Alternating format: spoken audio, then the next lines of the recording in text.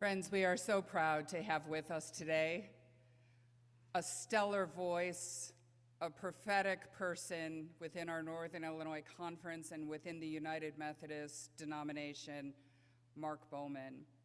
I've known Mark for 3 or 4 decades, can't even fully remember. Mark had been the head of Reconciling Ministries and guided congregations through becoming reconciling, guided annual conferences through becoming Reconciling Ministries, that prophetic voice to include all LGBTQI people. In fact, when Mark started, it was only LG. We added letters on as time went on.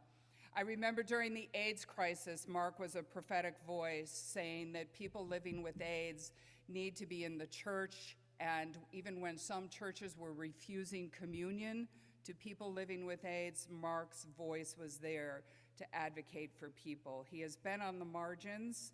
He has shared the gospel of liberation with all of us and guided this denomination through quite a bit of hard times. His prophetic voice has been steadfast, it's been inspiring, and most of all, it's been loving. Friends, let us welcome Mark Bowman.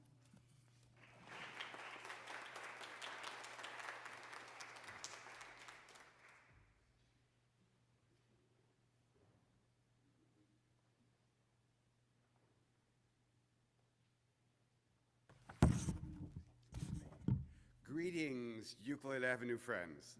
It is a joy and privilege to be with you on this celebration of being a reconciling congregation.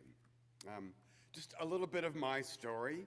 I was a United Methodist kid from small town Ohio who felt a call to ministry and enrolled at Boston University School of Theology in 1978, a little while ago. The time of self-examination in seminary led me to come to the grips with the reality that I was gay. Had I chosen to stay deeply in the closet, I likely could have gone on to a career in pastoral ministry. But honesty and activism were strongly ingrained in me, and I was defrocked by the East Ohio Annual Conference. I was part of the core team of Affirmation, which is the United Methodist LGBTQ+ group that formed the Reconciling Congregation program in 1983. Providentially, I was then working for Bread for the World, some of you may know, a large Christian citizens lobby action network addressing hunger issues. So I took important lessons from about effective grassroots organizing from Bread for the World to my leadership of the Reconciling Congregation program. Another of my passions has been to ensure that the voices and stories of the courageous pioneers of LGBTQ+ religious movements are remembered. So more than 20 years ago, I founded the LGBTQ Religious Archives Network, an innovative online resource encouraging preservation and study of queer religious history. As someone who's transitioned from activism to historian, I will bring you some historical reflections today, which I think you will find surprisingly relevant to today's world. Going back 250 years, the Methodist Society was an American creation formed by the followers of John Wesley in pre-Revolutionary War America. Methodism flourished in the early decades of the American nation, but as it was a truly national church, it became deeply divided over the issue of slavery and split in 1845 into the Methodist Episcopal Church, which was the Northern Church, and the Methodist Episcopal Church South. Even after the Civil War, Methodism stayed divided until 1939, when the two bodies merged to form the Methodist Church. However, racism was so deeply ingrained that as a condition of that merger, Black Methodist churches, bishops, and pastors were segregated into what was known as the central jurisdiction.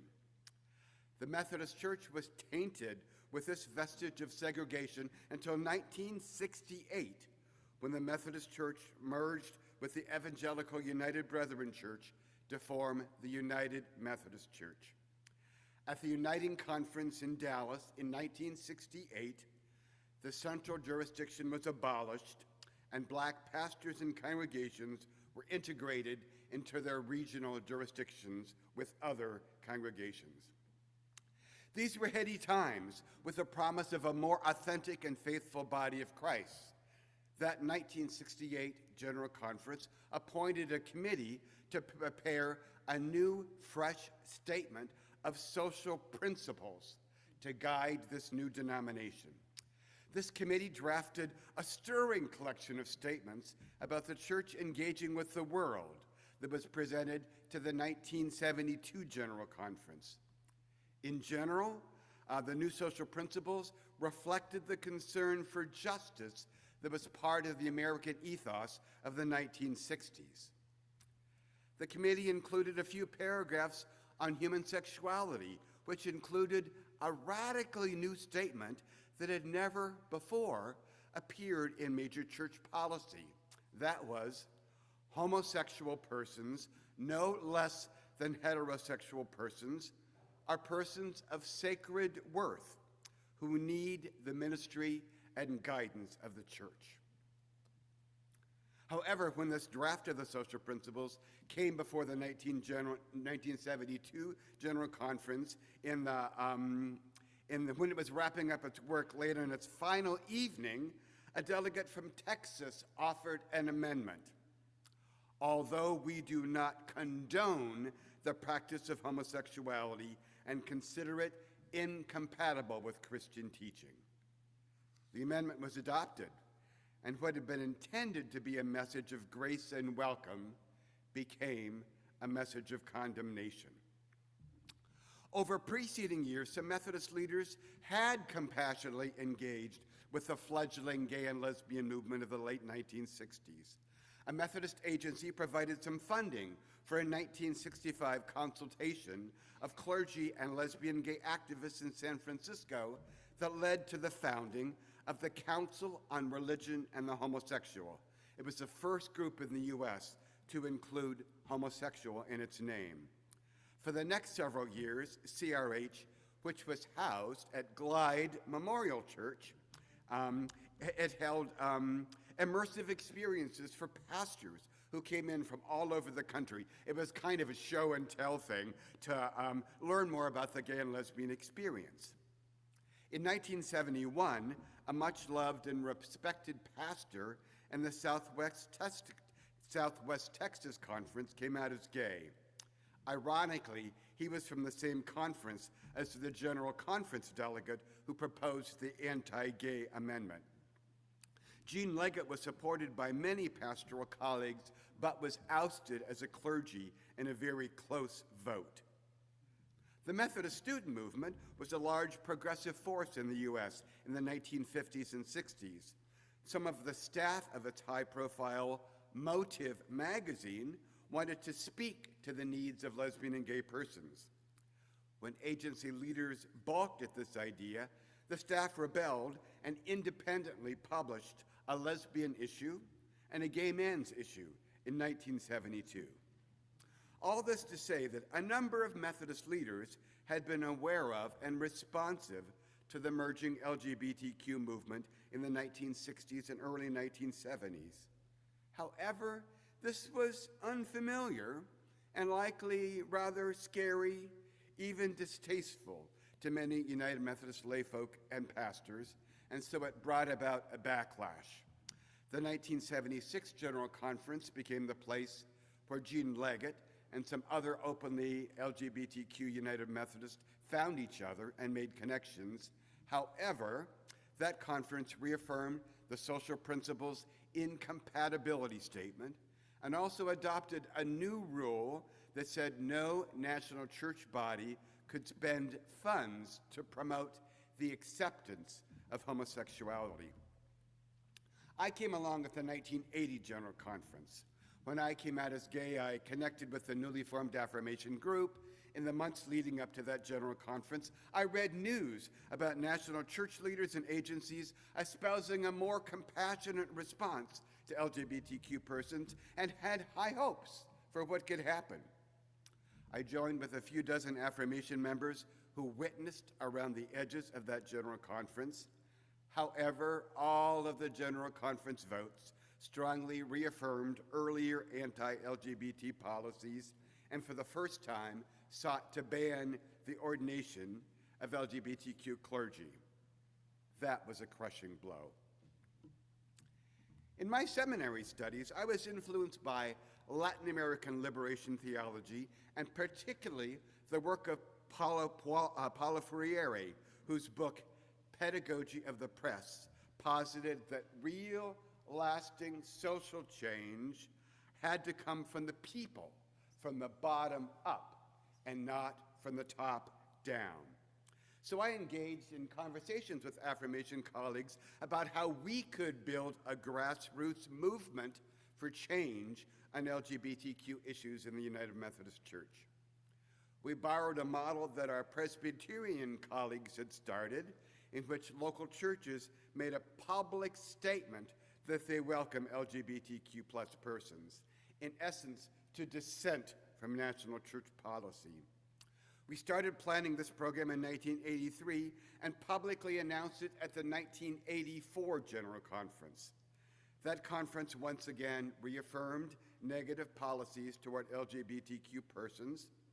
So on the last morning, affirmation members gathered outside the convention center and passed out flyers, inviting delegates to go home and encourage their congregations to make a different kind of statement, to become something new called a reconciling congregation. That was an act of faith. We had no idea if anyone or any church would ever respond.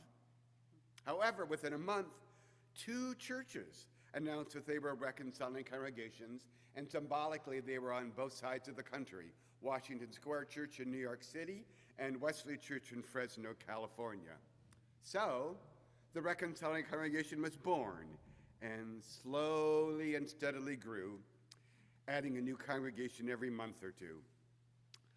I was incredibly privileged to have the opportunity to be one of the primary leaders of the Reconciling Congregation program for 15 years, first as part-time co-coordinator, and then as full-time executive director when we incorporated as an independent nonprofit corporation. Time and again, I was amazed at how the Spirit of God raised up and moved through so many persons to empower and build this grassroots movement for love and justice. It was always clear to me that God's love would prevail and the church would change. It was simply a matter of how long. I could spend hours recounting awesome stories and people from the reconciling movement, but I want to share just a few highlights of how God worked through us to bring about the beloved community. When we started, we realized it wasn't enough for congregations just to declare themselves reconciling. That was the first step, but how would they live that out? So my colleague Beth and I decided we needed to support congregations as they discerned how to carry out this ministry. So we started a quarterly magazine.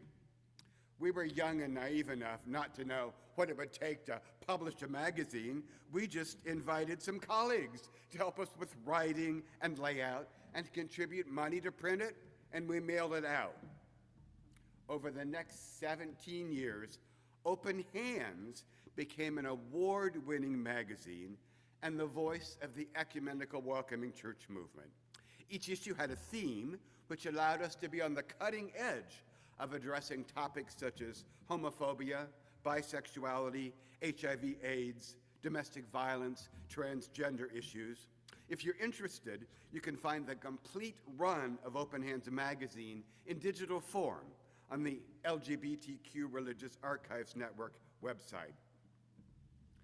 As we observed the early stream of congregations declaring themselves to be reconciling, we noticed they were scattered around the country. They tended to be in large cities and often were the progressive congregation in their annual conference. After 1 year, there were 13 reconciling congregations in 10 different annual conferences. The only one in Northern Illinois was Sweden in Evanston, where Greg Dell was a pastor, who thereafter became the pastor here. So we thought, what if we invited all these congregations to come together and meet and learn from each other? We put out a call for our first convocation of reconciling congregations in March 1987 here in Chicago at the United Church of Rogers Park. 120 persons showed up from the then 22 congregations for a spirit-filled weekend of worship, Bible study, workshops, and celebration. Participants left with new ideas, new connections, and new energy. That weekend was really the birth of the Reconciling movement. A friend of mine was a filmmaker, and he asked if he could come to that first congregation and film interviews with some of the participants. When we got home from the convocation, Marshall invited me to his place to see some of the film he had recorded. I was blown away by the powerful and poignant stories he had collected from pastors and layfolk. And I said, we've got to get this out to be seen. So Marshall did a rough cut of version of a film, and we held watch parties in a dozen cities around the country and raised thousands of dollars to produce what became the first video addressing LGBTQ issues from a faith perspective, called Casting Out Fear. Euclid Avenue became a reconciling congregation late 1988, early 1989. You were the 36th, I don't know, you were the 36th or 37th reconciling congregation. I don't know exactly which. But at the time, you were one of 6 in Northern Illinois. I actually thought you might be interested. Who was here back then when you became a reconciling congregation? You might be interested in knowing how you were described in Open Hands magazine. Euclid Avenue, UMC, is an active and growing congregation in Oak Park, a multi-ethnic suburb of Chicago. The congregation was founded in 1898 and is one of 5 United Methodist congregations in Oak Park. Like many other congregations, Euclid Avenue suffered a significant decline in the 1960s, dropping to a membership of about 200 in the mid-1970s. The past few years have brought slow but steady growth, with a current membership of 235. Euclid's focus of ministry falls into 2 primary areas. Its church and world concerns ministry has addressed a variety of concerns locally, nationally, and globally. As one sign of its growth and commitment, the congregation's budget for church and world concerns has grown from $3,000 to $24,000 over the past 5 years. The Ministry of Education is also an important part of the Euclid community. The Christian education program addresses the needs of the full congregation, from young children to older adults. The process of becoming a reconciling congregation began at Euclid Avenue about 18 months prior to this, 18 months ago. As part of this process, discussion was held in every committee, in Christian education classes, and in special forums. Concerns about being a reconciling congregation were addressed in newsletter articles and a congregational survey. One of the key struggles was with the meaning of being a reconciling community rather than just an open community, the former signifying taking a proactive, inviting stance. Euclid Avenue's decision to become a reconciling congregation is part of its ongoing commitment to a church inclusive of all God's people. We commend those folks who did that 35 years ago.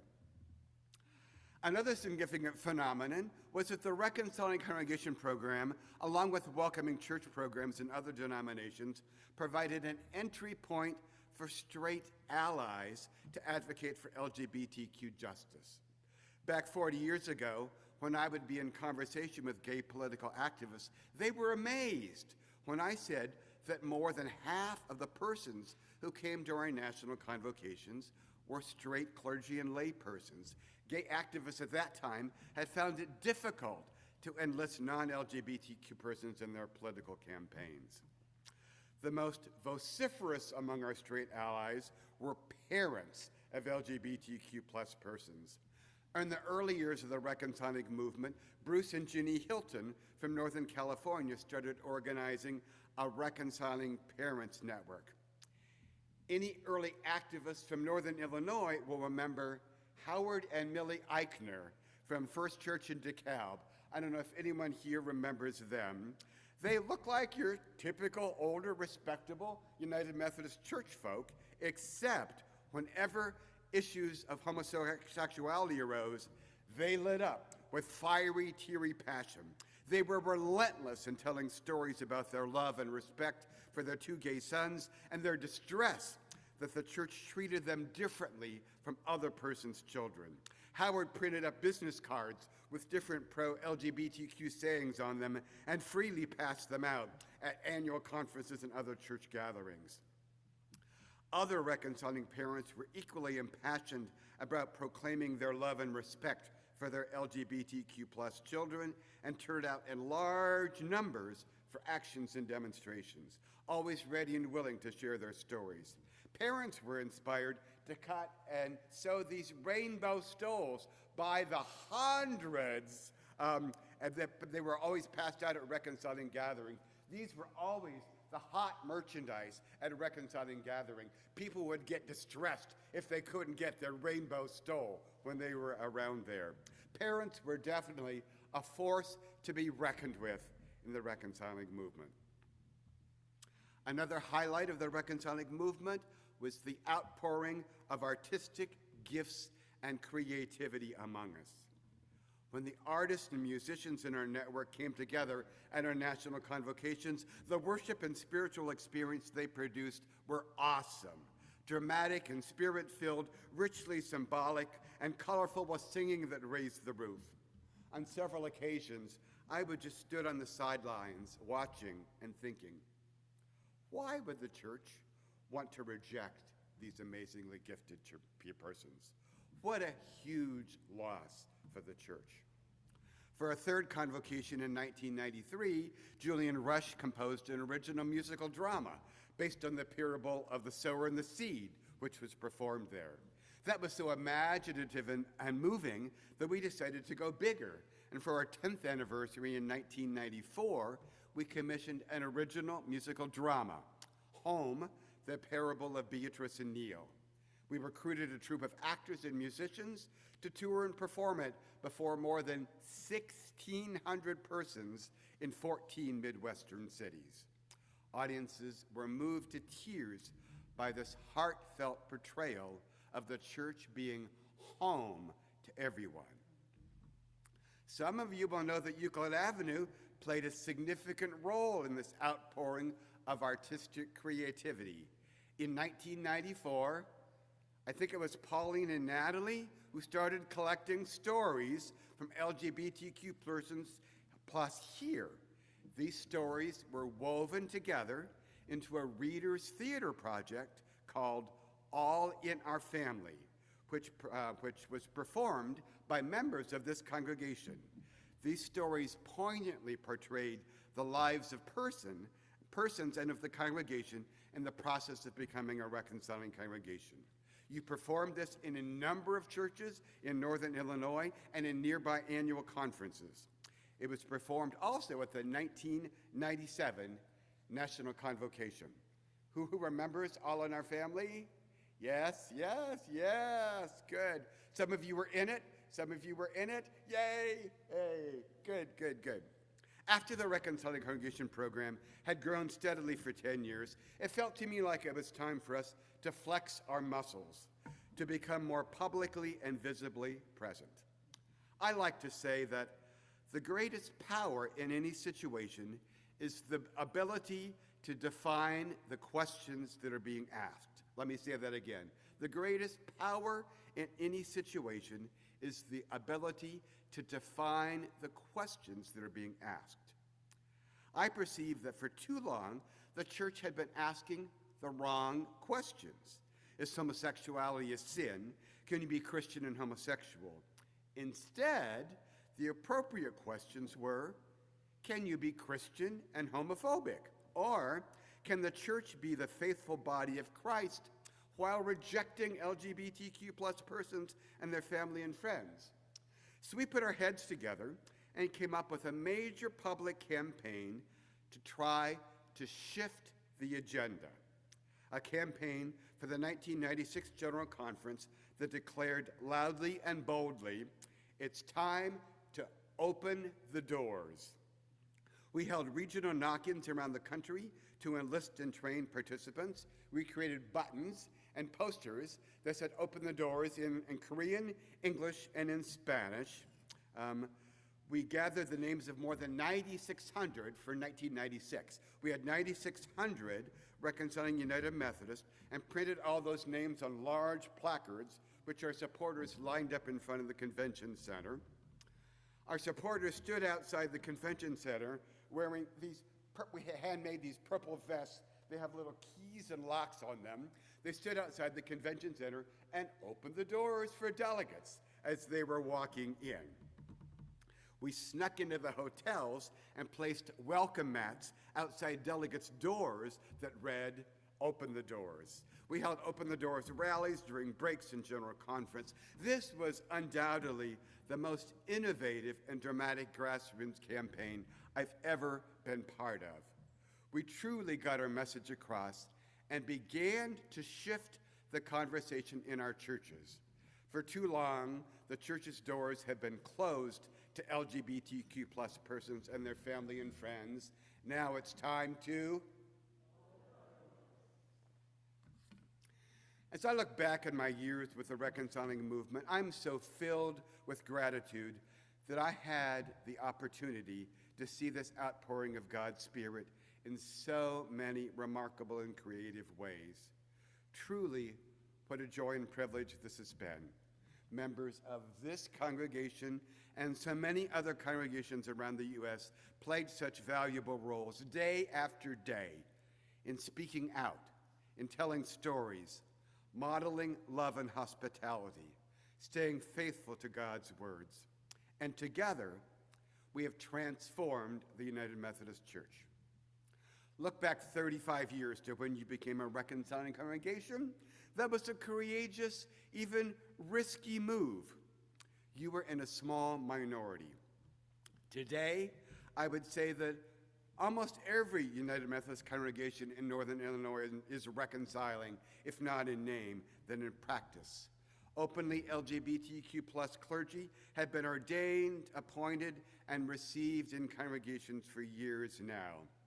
It was only a matter of time until the national church changed its policies and practices, and that happened finally last May at the General Conference. There's an important message here for us to hold on to and share with others in this turbulent time in our country. We can stand fast in the face of adversity. There will be tough times. We will protect the vulnerable and grieve that lives may be damaged. However, we can see glimmers of hope around us. On this Reconciling Sunday, let us again recommit ourselves to being the embodiment of God's love and justice. Let us keep listening to each other, sharing our stories, and seeing glimpses of the divine in each other.